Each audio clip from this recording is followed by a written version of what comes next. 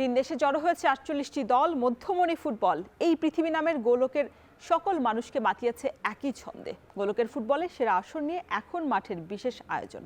সঙ্গে আছে আমি শরীফ রওশন। কাল থেকেই কিন্তু প্রায় ১৪ দিনের লড়াই শেষে, গ্রুপ পর্বের লড়াই শেষে কিন্তু নকআউট পর্বের যে নিশ্চিতের সেই পালাটা কিন্তু শুরু করে ফেলেছে। এরই মধ্যে কিন্তু নিশ্চিত করে ফেলেছে মেক্সিকো, যুক্তরাষ্ট্র, জার্মানি সহ আরও অনেকগুলো দল। সেই সাথে কাল ব্রাজিলও কিন্তু আজ ভোরে যে ম্যাচটি হয়েছে সেটি জয় নিশ্চিত করে এরই মধ্যে গ্রুপ চ্যাম্পিয়ন হয়ে নকআউট পর্ব নিশ্চিত করে ফেলেছে। আজ রাতেও অনেক পর্ব রয়েছে, নেদারল্যান্ডস সহ জাপান, সুইডেন, অনেক বড় বড় ম্যাচ রয়েছে। সেই ম্যাচ নিয়ে আজ সব মিলিয়ে আমরা আলোচনা করতে চাই। আমাদের সাথে আছেন বাংলাদেশ জাতীয় ফুটবল দলের সাবেক অধিনায়ক বিপ্লব ভট্টাচার্য। দাদা, আপনাকে স্বাগত জানাচ্ছি। ধন্যবাদ। বিশ্বকাপের জার্সি পরে এসেছেন, ব্রাজিলের সাপোর্টার বোঝাই যাচ্ছে। ভোর ৪টায় ব্রাজিলের ম্যাচ ছিল, মানে প্রথম যে ম্যাচটা মরক্কোর সাথে ১-১ গোলে ড্র হয়েছিল, এরপর কি মনে হয়েছিল কিনা যে পরের দুইটা ম্যাচ এমন দাপটের সঙ্গে জয় নিয়ে আসলে গ্রুপ চ্যাম্পিয়ন হয়ে পরের নকআউট পর্ব নিশ্চিত করতে পারবে? দেখুন, আমাদের কনফিডেন্স ছিল। ফার্স্ট ম্যাচ ছিল কারো অঞ্চলে চিরদিনে বিশ্বকাপ ফুটবলে। সো আমার মনে হয় যে ভিনি জুনিয়র্সের অসাধারণ, এখন পর্যন্ত যে বিশ্বকাপে তার পারফরমেন্স দেখছি ব্রাজিলের হয়ে অসাধারণ খেলছে। এবং ভিনি প্রথম ম্যাচটাও দেখেছি আমরা মরক্কোর সাথে গোল করে খেলায় ফিরিয়েছেন। এবং ব্রাজিল দলটা দেখুন একটু সময় লাগছে, ডে বাই ডে কিন্তু ইমপ্রুভ করছে। প্রথম ম্যাচ যদি দেখি আপনার 7 নাম্বার পজিশন বিশ্ব ফুটবলে, কিন্তু 7 নাম্বার অবস্থানে আছে আপনার মরক্কো। এবং লাস্ট ওয়ার্ল্ড কাপের খুব ভালো একটা অবস্থায় ছিল, সেমিফাইনালে গিয়েছে ওরা, বেশ কিছু দলকে, বেলজিয়ামের মতো দলকে হারিয়েছে, স্পেনকে হারিয়েছে। সো আমার মনে হয় যে ওই দলটার সাথে যেই ম্যাচটা খেলেছে, হয়তো প্রথম নেইমারবিহীন একটা দল ছিল সবাই। নেইমার থাকলে যেরকম ব্রাজিল দল বিশ্বকাপে একটা অন্যরকম একটা মুডে থাকে, সেই জিনিসটা আমরা খুঁজে পাইনি। সো আমার মনে হয় যে ব্রাজিল তার চিরাচরিত হয়তো শুরু করেছে একটু ধীর গতিতে, so day by day improve করছে। ম্যাচ বাই ম্যাচ যদি দেখেন অসাধারণ, আস্তে আস্তে পারফরমেন্সের গ্রাফটাও কিন্তু ভালো হচ্ছে। সো আমার মনে হয় যে ব্রাজিল আস্তে আস্তে আরও বেটার করবে। আমরা যেটা ভেবেছিলাম যে নেইমার জুনিয়র যেহেতু বলছিল কার্লো আনচেলত্তি নিজেই যে প্রথম একাদশের শুরুতেই আসলে নামার জন্য প্রস্তুত আছেন নেইমার, তবে আমরা কালকের একাদশটাতে আসলে স্টার্টটা দেখলাম না। একদম ৭৫ মিনিট পার হয়ে ৭৬ মিনিটে তিনি নেমেছে নেইমার জুনিয়র। তবে এই যে যেই দলটা হয়েছে, এই দলটা নিয়েই তো আসলে 32 রাউন্ডের সাথে আসলে লড়াই নামতে পারে। এই দলটা তো খুব বেশি চেঞ্জ হয়নি প্রথম গ্রুপ থেকে, আসলে প্রথম গ্রুপের প্রথম ম্যাচ থেকে। এই গ্রুপটা আসলে কতটা স্ট্রং রাউন্ড অফ 32 সাথে যখন যারাই আসলে আসুক না কেন তাদের সাথে লড়াইয়ের জন্য? দেখুন, আমার কাছে মনে হয় যে এই দলটা এর উপর আপনি ভরসা করতেই পারেন, কারণ নেইমারের কথা বলছেন। নেইমারকে কিন্তু এই সেকেন্ড রাউন্ডে নকআউট স্টেজের জন্য তৈরি করছে, আস্তে আস্তে টিমের সাথে সেট আপ করা। আপনি হয়তো 75 মিনিটের পর নেমেছে। সো আমার মনে হয় যে নেইমারবিহীন যদি আপনি এই দলটাও দেখেন, শুরু থেকে যদি দেখেন লাস্ট ম্যাচটা, তো ভালো খেলেছে। এবং এই দলের ধরেন আপনার রেটিং যদি দেখেন, টোটালি অ্যালিসন বেকারের কথা বলবো আমি, ব্রুনো গুইমারেসের কথা বলবো, এবং আপনার ভিনিসিয়াস জুনিয়র, তিনজনের মানে তিনটা প্লেয়ার কিন্তু কি প্লেয়ার, কি রোল প্লে করেছে গতকাল। যদি আপনি অ্যালিসনের বেশ কয়েকটা সেভও ছিল। সো আমার মনে হয় যে এই দলের উপর আপনি অবশ্যই ভরসা করতে পারেন। আর রায়ানের কথা বলবো, গতকাল অনেক ভালো ফুটবল খেলেছে, হয়তো একদম তরুণ একজন খেলোয়াড়। সো আমার মনে হয় যে রাফিনিয়ার যে অ্যাবসেন্সে আমরা চিন্তা করেছিলাম, সে জায়গায় সে সাপোর্ট দিচ্ছে। এবং বিশেষ করে নেইমার যদি দলে আসে আপনার নকআউট স্টেজে, তাহলে ব্রাজিল দলটা দুর্ধর্ষ হবে আমার কাছে মনে হয়। এখনো কিন্তু কার্লো আনচেলত্তি বলছেন যে আসলে দলের যে ভুল ত্রুটিগুলো যেগুলো মানে কাটানো সম্ভব, বিশেষ করে যখন আমরা ইউরোপীয় কোনো দলের সাথে যদি নেদারল্যান্ডস বা অন্য কোনো দলের সাথে পড়ে, এফ গ্রুপের সাথে যেহেতু পড়ার সম্ভাবনা রয়েছে, আমরা এই কোশ্চেনটাতে আসবো। তবে এর আগে আসলে এই দলটার সাথে যে ভুল ত্রুটিগুলো দেখা হয়েছে, 3টা ম্যাচ তো দেখে ফেলেছেন, কোন জায়গায় আসলে কোন সংশোধনটা আনার দরকার এই মুহূর্তে? দেখুন, আমার কাছে যেটা মনে হয় ব্রাজিল দলের মিডফিল্ডটা ইম্পর্টেন্ট জায়গা, এবং দুইটা উইং ব্যাক কিন্তু আমরা যে সেই 90 দশকে রবার্তো কার্লোস কাফুর মতো উইং ব্যাক পাচ্ছি না, যেটা টোটালি ব্রাজিল ফুটবল, যেটা যে আপনার হাই প্রেসিং ফুটবল, তার জন্য কিন্তু দুইটা উইং ব্যাকের অনেক অবদান। সো আর মিডফিল্ডে ধরেন আপনার ক্যাসিমিরোর পাশে গুইমারের চেষ্টা করছে। সো ক্যাসিমিরো ধরেন ফার্স্ট দুটো ম্যাচ আমার কাছে ভালো নয়, গতকাল কিন্তু একটু বেটার মনে হয়েছে, কারণ হয়তো দীর্ঘ একটা মানে কি বলবো, অনেকটাই আমার কাছে টায়ার্ড মনে হচ্ছে। লিগগুলো খেলে, চ্যাম্পিয়ন্স লিগ খেলে অনেকটাই টায়ার্ড ছিল, আবার বিশ্বকাপের মতো একটা স্টেজে এসে খেলছে। সো আমার মনে হয় যে বয়সও হয়েছে, ক্যাসিমিরোর একটু বয়স হয়েছে। সো আমার মনে হয় যে যারা আছেন, সো আমার মনে হয় যে গুইমারেস কিন্তু গতকালও দুইটা অ্যাসিস্ট করেছে, অসাধারণ অ্যাসিস্ট, তার থেকেই গোল পেয়েছে। সো আমার মনে হয় এই দলটা যদি মিডফিল্ডটা যদি তাদের বেস্ট পসিবল ম্যাচ খেলতে পারে, আর উইং ব্যাকগুলো স্পেশালি দুইটা উইং ব্যাক তারা যদি ওই রকম সাপোর্ট দিতে পারে, তো আমার মনে হয় এই ব্রাজিল দল কিন্তু নকআউট স্টেজে আরও দুর্ধর্ষ হবে। আমরা দেখেছি যে এই ম্যাচে আরো অনেক গোল হতে পারতো, ফাউল হয়েছে। সেই ক্ষেত্রে আসলে আরো একটু বেশি গোল করতে যে গতিটা দরকার, সেই গতিটা ভিনি ছাড়া যারা বাকিরা আছেন ফরওয়ার্ড পজিশনে যারা খেলেন, তাদের সেই গতিটার সাথে আসলে তাল মেলাতে পারছেন কিনা বাকিরা? দেখুন এই দলে কিন্তু আপনি এক্সপিরিয়েন্স যদি বলেন, ভিনির কথা বলবো, স্পেশালি সে রিয়াল মাদ্রিদে খেলে এবং চ্যাম্পিয়ন্স লিগে ওরাও ম্যাচ খেলছে। এর বাইরে যারা আছে, রাফিনিওর কথা বলো, রাফিনিয়া কিন্তু ইনজুরি হয়ে বের হয়ে গেছে, হয়তো ওরও পারফরমেন্স দেখেন আপনার বার্সেলোনা অসাধারণ খেলছে। সো আমার মনে হয় দলের সাথে একটা সেট করার, কার্লো আনচেলত্তি আসার আগে যদি টিমটা দেখেন, এই টিমটার অবস্থা খুবই খারাপ ছিল। ব্রাজিল যে কোয়ালিফাই করবে কেউ কিন্তু বাজি ধরতে পারেনি। তো আমার কার্লো আনচেলত্তি আসার পরে এই দলটাকে একটা ডিসিপ্লিনে এনেছে এবং ব্রাজিলের মতো চেষ্টা করছে যে ব্রাজিলিয়ার ফ্যানদেরকে আনন্দ দেওয়ার জন্য, যে একটু ছন্দময় একদম গোছানো ফুটবল। সো আমার মনে হয় এই দলটা কিন্তু আপনার অনেকটাই তরুণ। আপনি যদি দেখেন দু একজন ছাড়া, অ্যালিসন বেকার থেকে শুরু করে ক্যাপ্টেন মার্কিনিওস এবং ক্যাসিমিরো, এর বাইরে কিন্তু সবাই কিন্তু তরুণ। আর নেইমারের কথা বলবো। সো আমার মনে হয় এই দলটাকে সময় দিতে হবে, যত ম্যাচ যাবে বিশ্বকাপের স্টেজে যতগুলো ম্যাচ পাবে, প্লেয়াররা খেলতে পারবে, আস্তে আস্তে কিন্তু ওরা সেট হতে পারবে আমার মনে হয়। আমরা একটু প্লেয়ারদের স্টেটটা দেখতে চাই, আসলে কারা কোন প্লেয়ার কোন পজিশনে গোল করেছেন, কারণ অলরেডি ভিনি কিন্তু 4টা গোল করে ফেলেছেন 3টা ম্যাচে শেষ করে। সেই ক্ষেত্রে ভিনিসিয়াস জুনিয়র ছাড়াও আরো রয়েছে, আমরা একটু দেখতে চাই দলের পারফরমেন্সটা কেমন হয়েছে। এবং কুনিয়ার কথা বলেন, অলরেডি 3টা গোল করেছে। আমরা যদি স্কটল্যান্ড ব্রাজিলের যে গোলের যে ইয়াটা হয়েছে, প্রথম গোলটা হয়েছে, সবগুলো কি আসলে ভিনিসিয়াসের, মানে যে 2টা গোল করেছে আজকে ভোরে, মনে হয় কিনা যে ডিফেন্সেরও তো ভুল ছিল, স্কটল্যান্ডের যথেষ্ট ভুল ছিল। আমরা দেখেছি ডিফেন্সের ভুল ছিল, নরবর একটা ডিফেন্স নিয়ে কিন্তু নেমেছে। এই আপনি দেখেন ডিফেন্সের মিস্টেকটা দেখেন, এটা শেষ মুহূর্তে কিন্তু 5-4-এ চলে এসেছিল, তারপরে তারা অ্যাটাকগুলো থামাতে পারছিল না। কনফিডেন্ট, মানে জাস্ট এটা কনফিডেন্ট দেখানো একটা ডিফেন্ডার, লাস্ট ডিফেন্ডার, সে এখানে কনফিডেন্ট দেখাতে গিয়ে কিন্তু ভিনির পায়ে দিয়ে দিয়েছে বলটা। আপনি দেখুন ভিনি একদম ফাঁকায়। সো এখানে তো এই গোলটা তো খুব ইজি, গোলকিপারকে কাটিয়ে সুন্দর মতো প্লেস করে দিয়েছে, অসাধারণ। আমরা একটু দেখতে চাই যে এই যে একদম পুরো ফাঁকা, আমরা গোলগুলো দেখতে চাই। তারপর গোলগুলো দেখার আগে আমরা একটা স্টেট দেখতে চাই, খেলোয়াড়দের কেমন পারফরমেন্স করেছে। তার আগে ব্রাজিল বনাম স্কটল্যান্ডের যে স্টেটটা, বল পজিশন কাল 54% বল পজিশন ছিল, খুব স্বাভাবিকভাবে 46% বল পজিশনে ছিল স্কটল্যান্ড। গোলমুখী শট নিয়েছে 9টি, 5টি নিয়েছে স্কটল্যান্ড। সফল পাস 93% করেছে ব্রাজিল, 90% স্কটল্যান্ড। সেভ করেছে 5, সমান তারাও স্কটল্যান্ড 5টি সেভ করেছে। হলুদ কার্ড ব্রাজিল 2টো খেয়েছে, একটি হচ্ছে স্কটল্যান্ড। এই যে এই স্টেটটা দেখে আসলে কি মনে হচ্ছে যে কাল যেভাবে খেলেছে, কারণ 90% আর 93% খুব বেশি পার্থক্য নেই আসলে, একুরেট যে পাসগুলো দিয়েছে স্কটল্যান্ড। দেখুন স্কটল্যান্ডের যদি আপনার লাইন আপ দেখেন এবং ওদের প্লেয়ারদের প্রোফাইল দেখেন, ওরা কিন্তু বেশিরভাগ খেলোয়াড় কিন্তু আপনার ইংলিশ লিগ এবং স্কটিশ লিগে খেলা প্লেয়ার। সো আমার মনে হয় যে ওদের স্ট্যান্ডার্ডটাও ওই ধরনের এবং ওদের লেভেল অফ প্লে, সো প্লেয়ারদের সে কোয়ালিটি আছে। এবং আপনি অন্য এই গ্রুপের আদার্স টিমগুলোর সাথে, হাইতির সাথেও যদি কম্পেয়ার করেন, সো আমার মনে হয় ওরা কোনো অংশই পিছিয়ে নেই। সো আমার মনে হয় যে এই দলটা অবশ্যই ব্রাজিলের সাথে সর্বোচ্চ চেষ্টা করেছে। হয়তো মিস্টেকগুলো যদি না হতো, হয়তো এই গোলগুলো কনসিড করতো না। বিশেষ করে ফার্স্ট হাফের শুরুতে যে গোলটা কনসিড করেছে, আরও একটা গোল হয়েছিল, সেটা ফাউল দিয়ে দিয়েছে। সো আমার মনে হয় আরেকটা জিনিস যে আপনার পরের গোলটা যদি দেখেন, আপনার ভিনিসিয়াসের হেডের গোল, সো এই গোলটা নিয়েও কথা বলার আছে। এই ম্যাচের আগে কিন্তু আপনার কথা বলবো, তবে আমরা একটু স্টেটটা একটু দেখতে চাই বিপ্লব দা।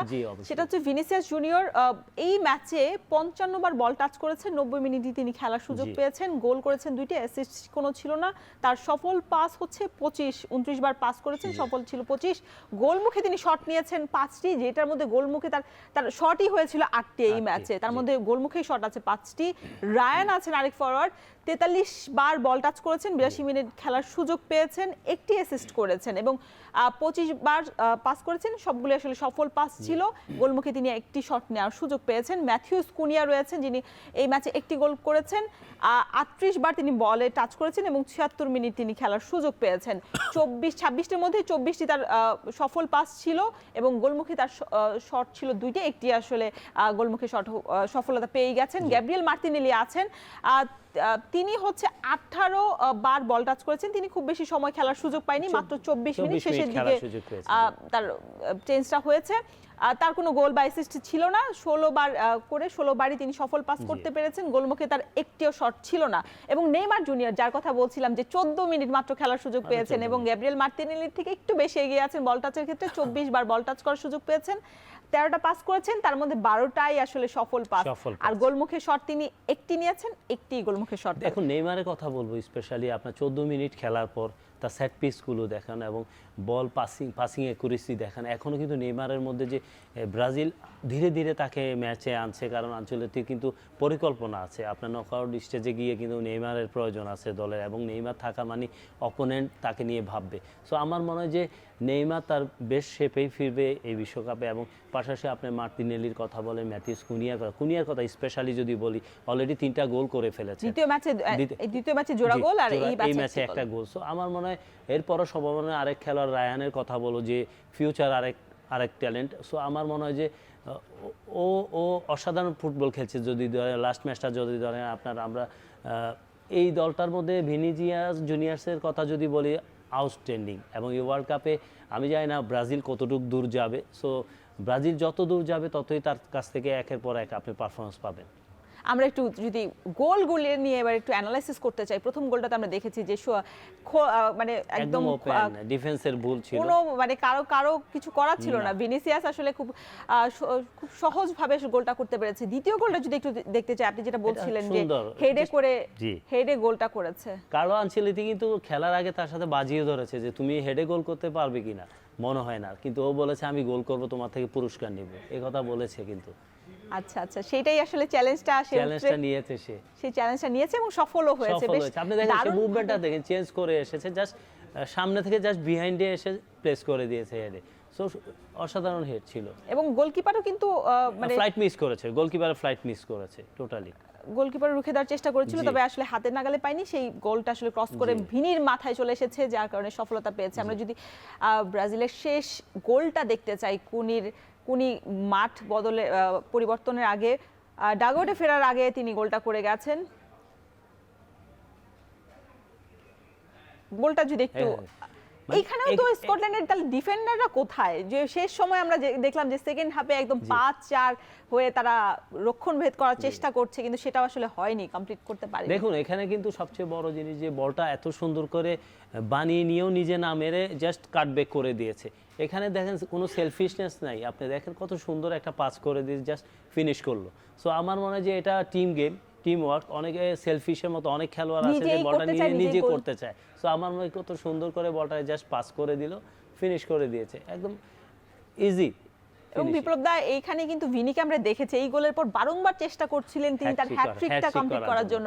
তিনি আসলে অনেকবার সুযোগ পেয়েছেন শেষ মুহূর্ত পর্যন্ত, তবে সেই হ্যাটট্রিকটা পূরণ হয়নি। এইটাতে কি একটু ক্ষোভ থেকে যাবে কিনা? যদি 2022 বিশ্বকাপে যখন কাতার বিশ্বকাপে হয়েছিল, মাত্র একটি গোল করার সুযোগ পেয়েছিল শেষ 16তে। দেখুন হ্যাটট্রিকের চাইতেও দরকার দলীয় পারফরমেন্স। আপনি যদি দেখেন ভিনি তার সর্বোচ্চ চেষ্টা করছে এবং সে কি প্লেয়ার হিসাবে এখন পর্যন্ত যেই পারফরমেন্স করে যাচ্ছে এজ এ টিম গেম। আপনি এই গোলটার কথাই বলেন, টিম গেম না হলে এই বলটা কিন্তু সহজেই গোল করে দিতে পারতো। হ্যাঁ, সো আমার মনে হয় যে সে ট্রাই করতে পারতো গোল হয় কিনা, কিন্তু সে 100% কনফার্ম হয়ে বলটাকে দিয়ে দিয়েছে। সো এটা আসলে টিম গেমের একটা অংশ। টিম গেমে আসলে এরকম পারফরম্যান্স করা সম্ভব আসলে। এবং ব্রাজিল দলটা দেখেন, আপনি যদি কম্পেয়ার করেন, এখন পর্যন্ত স্কোরার দেখেন, কুনিয়া 2, আপনার ভিনিসিয়াস 4টা গোল করেছে। সো আমার মনে হয় যে টিমের মধ্যে দেখুন আপনার স্কোরিং এই দুজনের উপরে কিন্তু ভরসা রাখতে পারে অ্যাটাকিং সাইডে। এবং এরপরে নেইমার যদি আসে, মাত্র 14 মিনিট খেলে যদি তার পাসিং অ্যাকুরেসি, সেট পিসগুলো দেখেন, আমার মনে হয় যে এখানে আরও দুর্দর্শ হয়ে যাবে ব্রাজিল টিম। যেটা বলছিলাম শুরুর দিকে, যেহেতু এফ গ্রুপের তারা রাউন্ড অফ 32-তে গিয়ে মুখোমুখি হতে হবে, সেখানে আমরা যদি একটু পর্যালোচনা করতে যাই যে গ্রুপ পর্বটা কেমন হয়েছে ব্রাজিলের। সর্বোচ্চ গোল 4টি করেছে, 3টি ম্যাচে তিনি 2টোতেই গোল করার সুযোগ পেয়েছেন। দুঃখিত, 3টিতেই তিনি গোল করেছেন। প্রথম ম্যাচে মরক্কোতে একটি গোল করেছেন, দ্বিতীয়তে তিনি একটি গোল করেছেন এবং শেষে এসে আসলে জোড়া গোলটা করেছেন, 4টি হয়েছে। সর্বোচ্চ অ্যাসিস্ট করেছেন ব্রুনো গুইমারেস এবং গোল চেষ্টা ব্রাজিল ফুটবলাররা করেছেন 40 বার। তার মধ্যে শটস অন টার্গেট মানে গোলমুখে শটই কিন্তু 18 বার তিনি করেছেন এবং সফলতা তারা পেয়ে গেছেন। ক্লিন শিট তারা 2টি ম্যাচে রাখতে পেরেছে। পরপর দুটো ম্যাচেই ক্লিন শিট রেখেছে। সো আমার মনে হয় যে এখানে এই ম্যাচটা কিন্তু কিছুটা চ্যালেঞ্জের মুখোমুখি হয়েছিল অ্যালিসন বেকার অলসো, এবং ভালো পারফরমেন্স করেছে এখন পর্যন্ত, কিন্তু আস্থার সাথে খেলছে। বিপ্লব দা, আমার যেটা খেলা দেখে মনে হয়েছিল যে খুব বেশি আসলে অ্যাটাকিং মিডফিল্ডার বা যারা ফরওয়ার্ড ছিল স্কটল্যান্ডে, তারাও আসলে খুব মানে আক্রমণাত্মক শট যেটা বলে যে গোল হওয়ার মতো শট, সেটা খুব বেশি নেয়নি, না, খুব দুর্বল আপনার শট কথা ছিল। ঠিক আছে, দুর্বল শট, কিন্তু আপনি যে ম্যাচটা যদি দেখেন ব্রাজিলের সাথে খেলছে, ব্রাজিল মানে অন্য এক লেভেলের টিম। সো আমার মনে হয় যে এখানে ওরা যদি ভুল দুটো না করতো, বিশেষ করে ডিফেন্ডারদের ভুলেই কিন্তু গোলটা কনসিড করেছে। ফার্স্ট গোলটা খুব তাড়াতাড়ি 7 মিনিটই হয়ে গেছে, তখন আর কোনো উপায় ছিল অ্যাটাকিং ফুটবল খেলতে গিয়ে, কিন্তু পরে আরও দুটো গোল কনসিড করেছে, এর মধ্যে আরেকটা গোল বাদ দিয়েছে। সো আমার মনে হয় যে ব্রাজিলের সাথে যখন আপনি ব্রাজিলের মতো দলের সাথে বা আর্জেন্টিনার দলের সাথে যদি একটা র্যাঙ্কিংয়ের অনেক উপরের দল খেলতে যায়, অবশ্যই তারা খুব তাড়াতাড়ি যখন কনসিড করবে, তখন আর কোনো ওয়ে থাকবে না আপনার অ্যাটাকিং ফুটবল ছাড়া। আপনি যদি এখানে গানার ম্যাচটা আমরা দেখেছি লাস্টে ইয়ের সাথে, ওই ম্যাচটা দেখুন, গানা কিন্তু একদম কম্প্যাক্ট ফুটবল খেলে কিন্তু ধরিয়ে দিয়েছে, একদম ড্র করেছে। সো এখানে ইংল্যান্ডের মতো দলকে। সো আমার মনে হয় যে যত সময় আপনি গোল করতে না পারবেন, আপনাকে কিন্তু এটার জন্য ভুগতে হবে। ডিফেন্ডিংয়ে খুবই কম্প্যাক্ট ফুটবল খেলে ছোট দলগুলো। সো আমার মনে হয় যে এখানে ব্রাজিল দলের সাথে যারাই খেলতে আসবে, তাদের কিন্তু একটা লক্ষ্য থাকবে যে আমরা গোল কনসিড করব না, যত সময় গোলটাকে সেভ করা যায়, তারপরে কাউন্টার অ্যাটাকে যদি সুযোগ কাজে লাগানো যায়। আমি বলছিলাম শুরু থেকে যে আরো গোল হওয়ার সুযোগ ছিল কিনা, একটি ফাউলে আসলে মিস হয়ে গেছে, বাদ দিয়ে দিয়েছে। ওই গোলটা নিয়ে কোনো বিতর্ক না, এখানে ধরেন এখন গোলটা আসলে ফাউল দেওয়া উচিত ছিল না রেফারির, এমন কোনো? আমার কাছে মনে হয়েছে এটা ফাউল না, আমার কাছে মনে হয়েছে। এবং আপনি যদি কমেন্টেটার্স যদি দেখেন, কমেন্টেটার্সরা কিন্তু অনেক অ্যানালাইসিস করে কিন্তু বলেছে এটা ফাউল ধরা যায় না, তারপরেও দিয়ে দিয়েছে। ধরেন ব্রাজিল এটা যদি ফাউল না হতো, হয়তো ভিনির এটা হ্যাট্রিক হয়ে যেত, হয়তো পরে যে গোলটা করেছে হ্যাট্রিক হয়ে যেত। মানে এইটা রেফারি আসলে দেখে কিন্তু ফাউলটা দিয়েছে, সেক্ষেত্রে আসলে কেন ফাউল হবে না, কমেন্টেটর তো বলেছে, আপনার চোখে কেন ফাউল ধরা ঠিক হয়নি? আমার চোখে যেটা মনে হয়েছে, রেফারি এটা চিন্তা করছে ট্যাকেল হয়েছে, একটু ট্যাকেল হয়েছে, যেটা এই একটুর জন্য হয়তো দিয়ে দিয়েছে ওদেরকে। কিন্তু আপনি যদি দেখেন অ্যাপ্রোচটা, ভিনি যখন রান করে ছুটে যাচ্ছে, ভিনিকে উল্টো ধরে টেনে ফেলে দিচ্ছিল, তারপরও সে বের হয়ে গেছে। সো আমার মনে হয় যে রেফারি এটা ওভারলুক করতে পারতো, দিতে পারতো। আসলে দিন শেষে রেফারি ডিসিশনের চূড়ান্ত, হয়তো উনি মনে করেছেন না এটা আমি ফাউল দিব।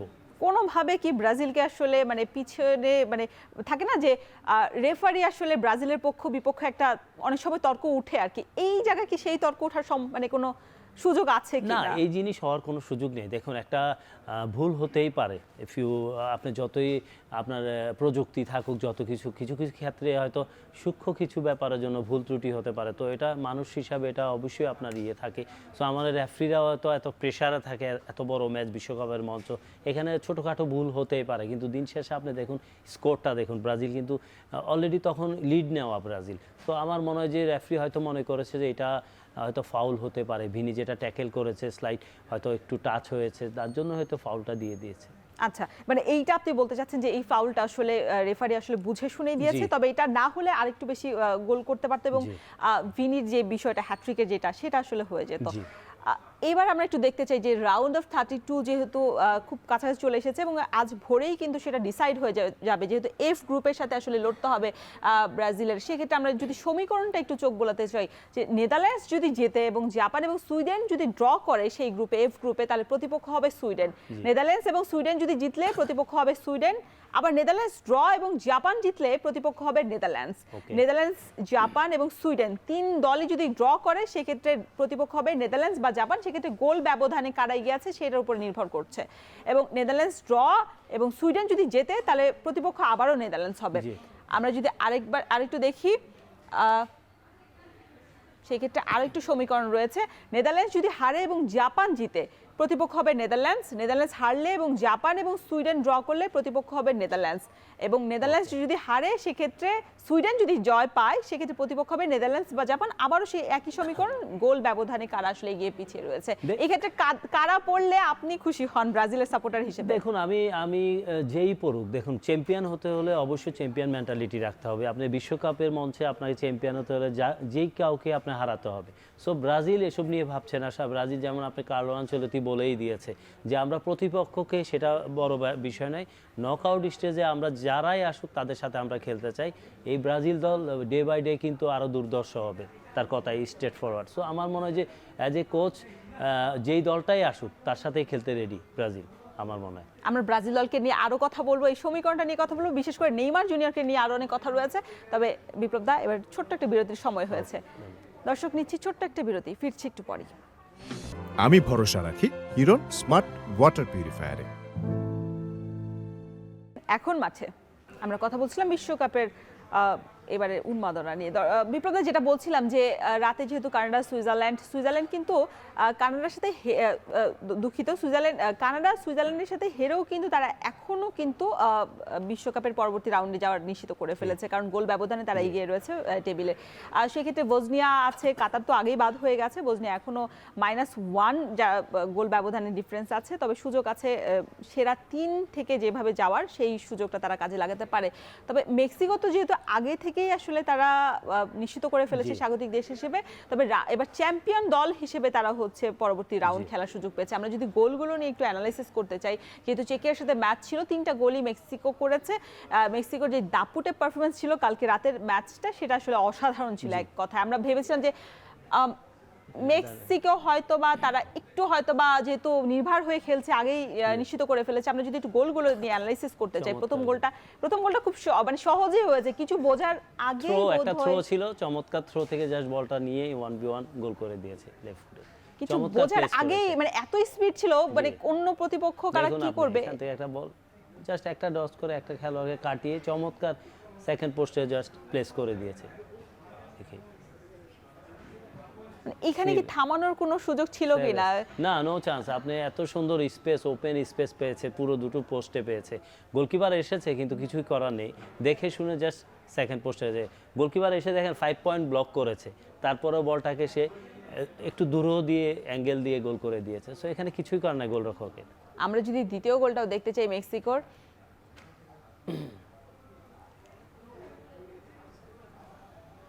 এটা ফার্স্ট গোলটা আমরা দেখতে পাচ্ছি। আমরা দ্বিতীয় গোলটা 5 পয়েন্ট ব্লক করেছে, ওই ব্লকের নিচে হাতের নিচে দিয়ে বলটা গোল হয়েছে। সেকেন্ড গোলটা আমরা দ্বিতীয় গোলটা দেখতে পাচ্ছি।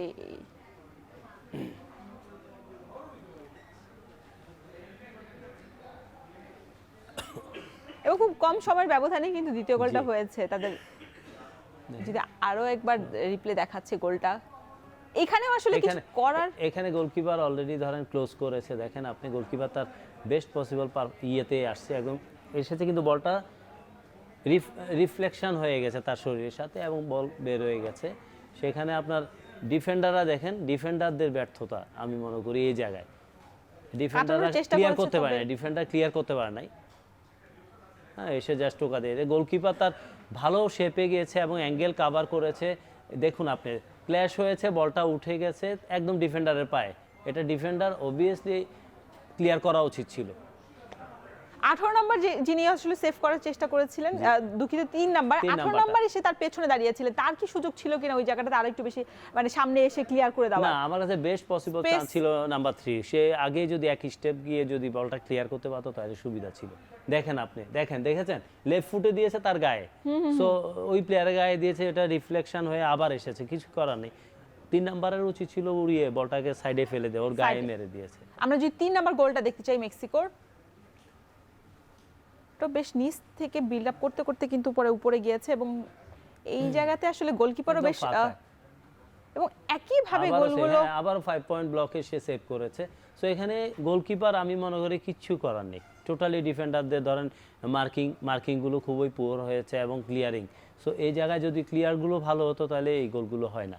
আচ্ছা, আমরা যদি মানে এইখানে আসলে মেক্সিকোর যেহেতু বলছিলাম যে গ্রুপ চ্যাম্পিয়ন হয়ে গেছে, চেকিয়ার আরেকটু বেশি মানে মানে গোলগুলো তো একেবারে হয়নি, মিস করেছেন কিনা তাদের পারফরম্যান্সে কোনো কিছু, কোনো সাইড বা ভুল ত্রুটি আসলে কোনগুলো ছিল? গোলগুলো বাদ দিয়ে যদি দেখেন, যেটা আমার কাছে মনে হয় ওদের জাস্ট মার্কিংগুলো আমার কাছে মনে হচ্ছে ডিফেন্ডিং মার্কিংগুলো, হ্যাঁ, মার্কিংগুলো যদি ভালো হতো এবং ক্লিয়ারিংগুলো যদি ভালো থাকতো তাহলে কিন্তু এই গোল, দেখুন আপনি গোলকিপার দেখেন আসছে, এসে 5 পয়েন্ট ব্লকে সেভ করেছে। সো এখানে গোলকিপার তার কাজ করে দিয়েছে, বাকি কাজ ছিল ডিফেন্ডারদের মার্কিং করা। আপনি দেখেন এখানে পজিশনে যায়নি, এই গোলকিপার গিয়েছে, ওই যে প্লেয়ারটা আছে ও যদি কুইক যেত গোল লাইনে চলে যেত তখন হয়তো গোলকিপার তো সামনে, সো গোলকিপার ওই ডিফেন্ডারটা যদি আপনার পোস্টে চলে যেত গোল লাইনে তাহলে একটা চান্স হতো, সে হেডে হয়তো সেভ করতে পারতো গোল লাইন থেকে। কিন্তু ফিনিশিংটা খুবই ভালো করেছে। আপনি দেখেন, দেখে শুনে ফিনিশ করেছে, কিছু করার নেই। অনেক ভালো ফিনিশ করেছে। এবার আমরা যদি পরের ম্যাচের গোলগুলো দেখতে চাই, সেই গোলগুলো নিয়ে আসলে অ্যানালিসিসের অনেক সুযোগ রয়েছে। আমরা যদি দেখেন, একদম টোটালি ফাঁকা নাম্বার 11 এবং গোলকিপার তার রোল প্লে করেছে একদম পারফেক্টলি। এরপরও লাস্ট চান্স নিয়েছে গোলকিপার, কিন্তু ফিনিশিংটা খুবই ভালো হয়েছে।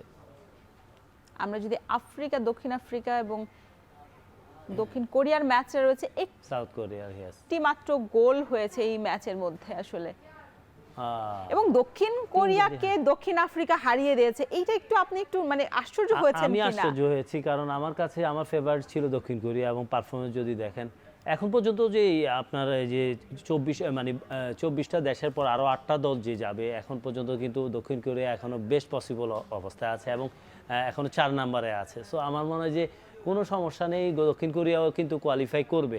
বসনিয়া, দক্ষিণ কোরিয়া, প্যারাগুয়ে, একমাত্র ইকুয়েশন দুটো টিমের, ক্যাপ ভার্দে এবং বেলজিয়াম। আজ হয়তো খেলা আছে বেলজিয়ামের আর ক্যাপ ভার্দে। সো আমার মনে হয় ক্যাপ ভার্দে যদি সৌদির সাথে ম্যাচটা জিতে যায়, তাহলে ক্যাপ ভার্দে কিন্তু আমার কাছে মনে হয় একটা অঘটন ঘটিয়ে প্রথমবারের মতো একটা নবাগত দল সেকেন্ড রাউন্ডে উঠবে আমার কাছে মনে হয়। মানে একটা গোলই হয়েছে, এই গোলটা আসলে অনেকগুলো ডিফেন্ডার ছিল। আপনি দেখেন এই যে মার্কিংগুলো দেখেন, মার্কিংটা স্পেস দিয়েছে মারার, এই নাম্বার 12কে স্পেস দিয়েছে, দেখুন আপনি দিয়েছে, কিন্তু তার পায়ের ফাঁক দিয়ে মেরে দিয়েছে। আসলে গোলকিপারেরও কিছু ছিল না, একদম কিছুই করা ছিল না, এত কুইক মেরেছে, বলটা গ্রাউন্ডে গোল হয়ে গেছে। 5 জন ডিফেন্ডার ছিল, একটু তো সময় পেয়েছে সে ওই জায়গাটাতে বলটা মারার জন্য। সেই সময় কি ওই জায়গায় আপনি ডিফেন্ডারদের দেখেন, আপনার পজিশন একটা প্লেয়ার, সে ওইখানে 3টা ডিফেন্ডার ছিল কিন্তু খুব কাছাকাছি, কিন্তু ব্লক করেনি কেউই, কিন্তু তাকে ব্লক করেনি কেউ। একজন মার্কিং, এই দেখেন এই প্লেয়ারটা দেখেন, ও চলে গেছে, যে মার্কিংটা দেখেন, এবং মারার জন্য যে সুযোগ দিয়েছে পায়ের ফাঁক দিয়ে হয়ে গেছে। হয়তো প্রোটেক্ট করেছে যেখানে, সেখানে না হয়ে এর ভিতর দিয়ে যা শটটা করেছে, ফাস্ট পুল দিয়ে গোলেছে। এখানে ফাস্ট পুলে অবশ্যই গোলকিপারের পজিশনটা নিয়ে আমি একটা কথা বলবো, যে গোল আপনি দেখেন, গোলকিপার কিন্তু একদম গোল লাইনে, গোলকিপার যদি একটা স্টেপ সামনে থাকতো হয়তো বলটা সেভ হয়ে যেত আমার কাছে মনে হয়। গোলকিপার একদম গোল লাইনে ছিল, আপনি দেখুন শটটা, গোলকিপার আসলে বুঝতে পারেনি কোন সাইড দিয়ে আসলে। আরেকটা স্টেপ সামনে থাকলে সে আরো অ্যাঙ্গেলটা কভার হতো, তাহলে টাচ লাগলেই বলটা মানে বের হয়ে যেত সেকেন্ড পোস্ট দিয়ে, কিন্তু সে পোস্টের এমন জায়গায় ছিল, একদম গোল লাইনে ছিল, এখান থেকে সেভ করা খুব ডিফিকাল্ট। এক স্টেপ সামনে থাকা উচিত ছিল গোলরক্ষক আমার কাছে মনে হয়েছে। এবং প্রথমবারের মতো কিন্তু দক্ষিণ আফ্রিকা কিন্তু দক্ষিণ কোরিয়াকে হারিয়ে প্রথমবারের মতো নকআউট পর্ব নিশ্চিত করেছে। আমরা আরো দেখেন আপনি গোলকিপার পজিশনটা দেখেন, এই দেখেন গোল লাইনে চলে গেছে, আরেকটা স্টেপ যদি সামনে থাকতো তাহলে এই বলটা পেয়ে যেত, কারণ ডিফেন্ডার যেটা ট্যাকেল করেছে সে সেকেন্ড পোস্টের দিকেই ট্যাকেল করেছে, গোলকিপার ফার্স্ট পুলে ছিল, ফার্স্ট পুলে অবশ্যই তাকে আরেকটা স্টেপ থাকা উচিত ছিল, তাহলে ইজিলি বলটা টাচ লাগলে বাইরে চলে যেত। ড্রাইভিং সব ঠিক ছিল, কিন্তু ওয়ান স্টেপ যখন আপনি সামনে থাকবেন অ্যাঙ্গেলটা অনেক কাভার হয়ে যাবে, গোল পোস্ট ছোট হয়ে যাবে। আচ্ছা, আর দিনের আরো অনেক ম্যাচ রয়েছে, মরক্কো এবং হাইতির ম্যাচটাও আমরা একটু বিশ্লেষণ করতে চাই। 4-2 ব্যবধানে গোলটা আসলে মরক্কো জিতে নিয়েছে। প্রথম যদি গোলটা একটু দেখতে যান, আশরাফ হাকিমির সেই গোলটা অসাধারণ। গোলকিপারের আপনার একদম টোটালি গোলকিপার বলটাকে ইজিলি বলটা ফিক্সড করে উঠিয়ে দিতে পারতো। দেখুন আপনি আশরাফ হাকিমির গোলটা দেখেন ইজি বল, জাস্ট টাচ করে উঠাই দিত, সে উঠাইতে পারেনি, বলটা ফিক্সডটা হয়নি, ফিক্সড হয়নি, এটা দেখেন বাড়ি দিয়েছে, হ্যাঁ সে জাস্ট হাতটা উঠিয়ে দিলে কিন্তু টাচ লাগলেই উঠে যেত, কিন্তু সে বাড়ি দিয়েছে সামনে, এই সাইডে ফেলতে গিয়েছে। আচ্ছা, গোল পোস্টের উপরে দিলেই হতো, জাস্ট ফিঙ্গারিংটা হয়নি ঠিকমতো, ফিঙ্গারিংটা ঠিকমতো হলে কিন্তু বলটা সেভ হয়ে যেত। এটা আত্মঘাতী গোল হয়ে গেছে। আত্মঘাতী না, এটা গোল, এটা আত্মঘাতী হবে না। গোলকিপার সেভ করতে গেছে, সেভটা পারফেক্ট হয়নি। দেখেন আপনি, সে বাড়ি দিয়েছে মনে হয় সামনের দিকে, সে যদি বলটাকে জাস্ট এমনি ফিঙ্গারিংটা করতে উপরে চলে যেত, বলটা টাচ হলে সেই সময় পাটা লেগেছে তার, যার কারণে আসলে ওই জায়গাটা কিছু করার ছিল না। আমরা যদি পরবর্তী গোলটা দেখতে চাই, গোলটা অনেক দূর থেকে আসলে শটটা নিয়েছে এবং ফিনিশিংটা, এটা কিছু করার নেই গোলকিপারে। এখানেও মার্কিং দেখেন আপনি, 3টা প্লেয়ার আছে ওইখানে, মাঝখান দিয়ে এসে গোল করে দিয়েছে। সো আমার মনে হয় সাবেরি মনে না, হ্যাঁ এতজন ডিফেন্ডার থাকা সত্ত্বেও আসলে তাদের আসলে কিছু করার ছিল না, তাদের মাঝখান দিয়ে কিন্তু দুইজনের মাঝখান দিয়ে কিন্তু যে মিডফিল্ডটা ছিল সে কিন্তু ক্লোজ করেনি, বিহাইন্ড থেকে এসে ফিনিশটা করেছে। আমরা যদি 3 নাম্বার গোলটা একটু দেখতে চাই, এই কিছু কারণে গোলকিপারের এটা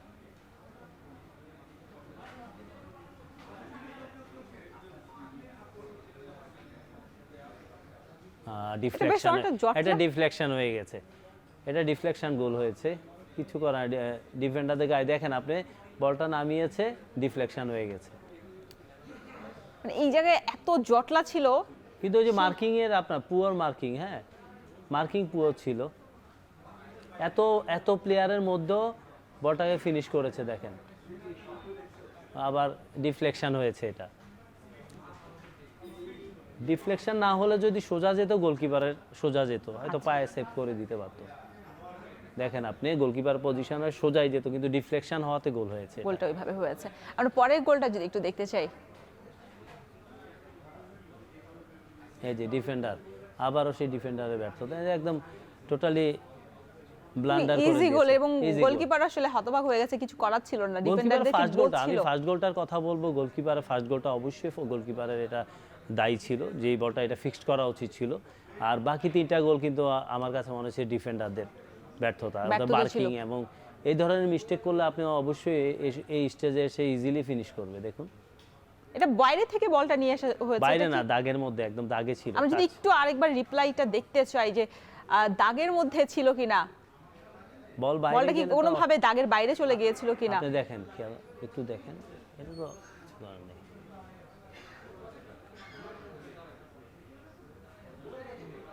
বাইরে ছিল কিনা, বাইরে একবার টাচ না করেছে আমি কিনা। আপনাকে বলি, একটু যদি টাচ থাকে তাহলে এটা ইনসাইড দিবে না এটা, কারণ এখানে ভিআর আছে, অবশ্যই এটা দেখেছে। আর যদি গোল বাদ হতো সাথে সাথে বলে দিত। আপনি বলছিলেন যে ওই যে ব্রাজিলের সময়, ম্যাচটার সময়, যে আসলে ভিআর প্রযুক্তিগতভাবে অনেক সময় প্রযুক্তি অনেক মানে নির্ভুল ভাবে যে অ্যানালাইসিস, সেটাও আসলে কিছুটা হতে পারে, কিছুটা হতে পারে। সেক্ষেত্রে এই গোলটা আসলে কোনোভাবে আসলে আউট হওয়ার সম্ভাবনা রয়েছে কিনা, কারণ এখন একদম ক্লোজলি না দেখলে তো আমরা বুঝতে পারবো না। আপনি দেখেন আমাদের এই দেখেন দাগের উপরে একটু হলো, দাগের উপরে ছিল, যে কারণে আসলে ওটা কাউন্ট হয়নি আর কি। কাউন্ট হয়নি এই গোলটা তাহলে আসলে কাউন্ট হয়নি, একটা সলিড গোলই ছিল আসলে, বলা যায় যে কোনোভাবে জি কোনোভাবে। দাদা আমরা আরো কথা বলবো, আরো ম্যাচ রয়েছে, যেহেতু রাতে নেদারল্যান্ডস, জাপান এবং তিউনিশিয়ার ম্যাচ রয়েছে, big match, high voltage match, আসলে কে কার পক্ষ হবে, এবং সেই ম্যাচটার দিকে আসলে নির্ভর করছে ব্রাজিল রাউন্ড অফ 32 কাদের সাথে আসলে লড়াইয়ে নামতে হবে। আমরা এই নিয়ে আলাপ করবো, তবে বিরতি নিতে হচ্ছে। দর্শক নিচ্ছি ছোট্ট একটা বিরতি, ফিরছি একটু পরে। আমি ভরসা রাখি হিরন স্মার্ট ওয়াটার পিউরিফায়ারে। আবারও স্বাগত এখন মাঠে। বিপ্লব, যেটা বলছিলাম যে জার্মানির খেলা আছে আজ, নেদারল্যান্ডস জাপানের খেলা আছে, যেহেতু আছে জার্মানি অলরেডি তারা কিন্তু কোয়ালিফাই করে ফেলেছে নেক্সট রাউন্ডের জন্য। আমরা একটু দেখতে চাই যে আজ যেহেতু তিউনিশিয়ার সাথে নেদারল্যান্ডস রয়েছে, খুব স্বাভাবিকভাবেই তিউনিশিয়া এখনও পর্যন্ত একটি ম্যাচও জিতেনি গ্রুপ পর্বের। সেক্ষেত্রে নেদারল্যান্ডস এখন পর্যন্ত গ্রুপের শীর্ষে রয়েছে 4 পয়েন্ট নিয়ে, এরপরে জাপান রয়েছে 4 পয়েন্ট নিয়ে, এবং সুইডেন রয়েছে 3 পয়েন্ট নিয়ে।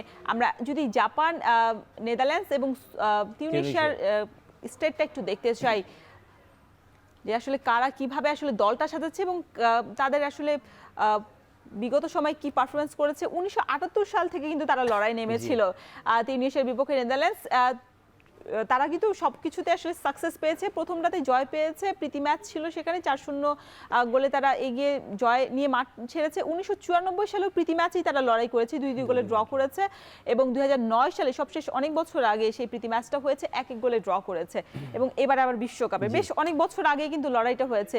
এবার আমরা দেখছি তিউনিশিয়ার অবস্থা একেবারেই ভালো না, একটি ম্যাচও জিতেনি। উল্টো দিকে নেদারল্যান্ডস তাদের বেশ ভালো একটা ফর্মে রয়েছে, তাদের যে খেলোয়াড়রা রয়েছে সেই খেলোয়াড়রা অসাধারণ। আমরা যদি স্কোয়াডটাও একটু দেখতে চাই যে সম্ভাব্য একাদশটা এবার আজকে রাতের ম্যাচ কেমন হতে পারে, কারণ আজকে রাতে যদি তিউনিশিয়াকে তারা হারিয়ে দিতে পারে, তাহলে 7 পয়েন্ট নিয়ে তারা আসলে শীর্ষস্থানটা ধরে রাখতে পারবে।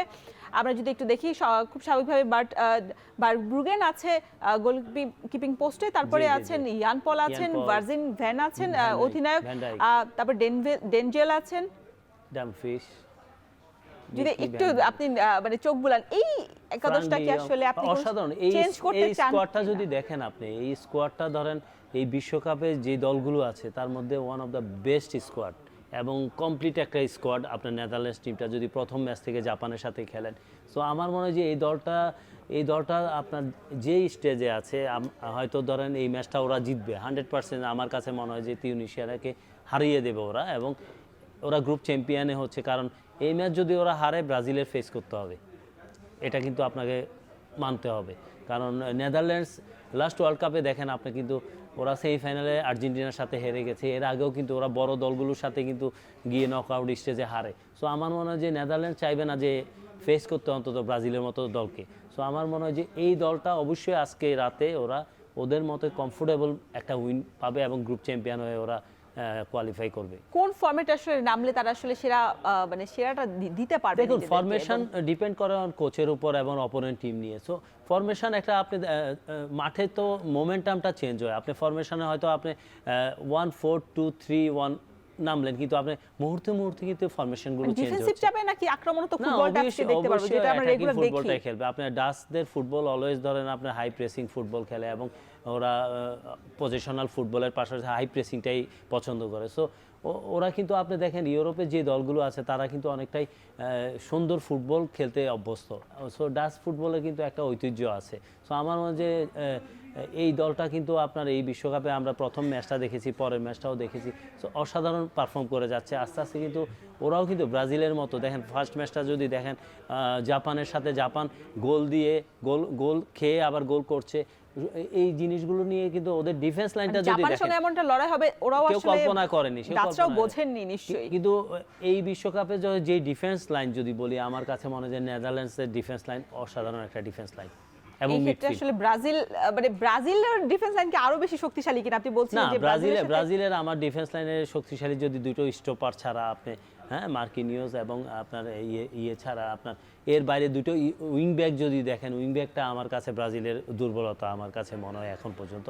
কিন্তু এই দলের কিন্তু আপনার টোটাল টিমটা ওভারঅল কিন্তু একটা পারফেক্ট স্কোয়াড যদি বলি, আমার নেদারল্যান্ডসকে আমি মনে করি। সো নেদারল্যান্ডসও চাবে না ধরেন ভিনিসিয়া জুনিয়র, নেইমার জুনিয়র এদেরকে ফেস করতে। বিশেষ করে বড় স্টেজে আপনার নকআউট রাউন্ডে বড় দলগুলো কিন্তু চমক দেখায়, বড় দলগুলো কিন্তু অনেক বেটার ফুটবল খেলে। সো আমার মনে হয় কার্লো আনচেলত্তির মতো কোচ যে দলে আছে, সো ওরাও চাইবে না যে সেই দলটাকে ফেস করতে একদম নকআউট স্টেজে। আপনি বলছিলেন যে নেইমার জুনিয়রের মুখোমুখি হতে চাবে না। নেইমার জুনিয়র কিন্তু 2023 সালের অক্টোবরে যে উরুগুয়ের বিপক্ষে বাছাই পর্বে ম্যাচ খেলে নেমেছিল ব্রাজিলের জার্সিতে, এরপরে আসলে খেলার সুযোগ পায়নি। এইবার কি আসলে তার এই আগ্রাসী মেজাজটা কি দেখতে পাবে কিনা যারা সমর্থকরা আছে? আপনি লাস্ট 14 মিনিটে খেলে যদি তার আপনি পাসিং একুরেসি, সেট পিসগুলো দেখেন আতঙ্ক ছড়ায়, তাহলে আপনি, আমার তো মনে হয় সে 90 মিনিট ম্যাচে থাকে, যে কোনো দল তাকে নিয়ে ভাবতে হবে। আর সেক্ষেত্রে আসলে আগ্রাসী যে নেইমারকে আমরা আগে দেখতাম যে বেশ পারদর্শী ছিল, সেটা দেখতে পারবো। আজকে রাতেও আরেকটা ম্যাচ রয়েছে এফ গ্রুপের, জাপানের বিপক্ষে সুইডেন মাঠে নামবে। আমরা যদি একটু দেখতে চাই সুইডেনের পরিসংখ্যানটা, 1995 সালে তারা জাপানের মুখোমুখি হয়েছিল প্রথমবার, সেটা আম্রো কাপ ছিল, সেখানে 2-2 গোলে ড্র করেছিল। 1996 সালে কার্লসবাজ কাপ ছিল, সেই কাপে 1-1 গোলে তারা ড্র করেছে, তার পরবর্তীতে টাইব্রেকারে পরে জয় নিয়ে মাঠ ছেড়েছে। 1997 সালে কিংস কাপে 1-0 গোলে তারা জয় নিয়ে মাঠ ছেড়েছিল এবং সবশেষ 2002 সালে প্রীতি ম্যাচ ছিল, সেটা সেখানে 1-1 গোলে ড্র। দেখুন এই দুইটা দলে যদি আমি বলি যে আপনার জাপানের ম্যাচটা আপনার নেদারল্যান্ডসের সাথে যেই ফুটবল খেলেছে, এবং জাপান কিন্তু ওভারঅল ফুটবলটা খুবই ভালো খেলছে। আমাদের এশিয়ার মধ্যে যে দলগুলো আছে তার মধ্যে কিন্তু ধারাবাহিকতা আছে, এবং আমরা মনে করি যে জাপান এশিয়ার ব্রাজিল, আর একটা ব্রাজিল। সো আমার মনে হয় যে এই ম্যাচটা খুবই একটা খুব কম্পিটিটিভ একটা ম্যাচ হতে যাচ্ছে। আর বিশেষ করে সুইডেনের দুটো স্ট্রাইকার একসাথেই খেলে এবং তারা কিন্তু খুবই ডেঞ্জারাস। সো আমার মনে হয় যে জাপান যদি এই দুজনকে যদি ব্লক করতে পারে, আমাদের জাপান ম্যাচটা জিতবে আমার কাছে মনে হয়। জার্মানি ম্যাচটাও আছে, জার্মানি ম্যাচটা নিয়ে কি ভাবছেন? আসলে জার্মানি তো অলরেডি তারা কোয়ালিফাই করে ফেলেছে, তারা যে খেলাটা খেলে সেটাকে আজকে খেলবে কিনা, না নির্ভর হয়েই মাঠে নামবে? দেখুন, জার্মানি টিম কিন্তু অলরেডি কিন্তু কোয়ালিফাই করেছে, এখন তাদের বেঞ্চগুলো দেখা, আপনি যদি দেখেন এখানে কিন্তু নকআউট স্টেজে গিয়ে কিছু প্লেয়ার যারা খেলতে পারে না, হয়তো তারা সেই সুযোগগুলো কাজে লাগাবে। সো আমার মনে হয় যে জার্মানি অবশ্যই বেস্ট পসিবল শেপে আছে, এবং জার্মানি আজকে রাতে হয়তো আরেকটা জয় দেখতে যাচ্ছে। বিপ্লব ভট্টাচার্য, আপনাকে অসংখ্য ধন্যবাদ এত সুন্দর আলোচনার জন্য, এবং নিশ্চয়ই আপনার ব্রাজিল যেহেতু সমর্থন করেন, নিশ্চয়ই সেরাটাই আসলে দেখবেন, এবং আজকে নিশ্চয়ই চোখ থাকবে এফ গ্রুপের যে দলগুলো মাঠে নামবে। আপনাকে অসংখ্য ধন্যবাদ। আপনাকেও ধন্যবাদ। দর্শক, সময় হলো আরও একটা বিরতির, সাথেই থাকুন।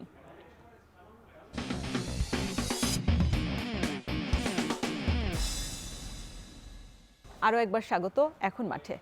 দর্শক, এখন জানিয়ে দিতে চাই আজকের কুইজ। দুই দেশের হয়ে দুটি বিশ্বকাপের ফাইনাল খেলেছেন কোন ফুটবলার? এ লুসিয়েল লরেন্তো, B Luis Monty, C Vittorio পোজো এবং ডি ইয়োহান ক্রুইফ। আপনার উত্তর পাঠাতে EKHON space QZ space 15 A অথবা B অথবা C অথবা D আপনার নাম লিখে পাঠিয়ে দিন 26969 নম্বরে। বিজয়ীদের জন্য থাকছে দারুণ সব পুরস্কার। এয়ার স্টোর সৌজন্যে বিজয়ীরা পাবেন ঢাকা কক্সবাজার ঢাকা বিমান এয়ার টিকিট। এছাড়া হোটেল রেনেসা ঢাকা গুলশান হোটেলের পক্ষ থেকে 10 জন ভাগ্যবান কাপল পাবেন বুফে ব্রাঞ্চ অথবা লাঞ্চ অথবা বুফে ডিনার ভাউচার। এতক্ষণ সঙ্গে থাকার জন্য অসংখ্য ধন্যবাদ।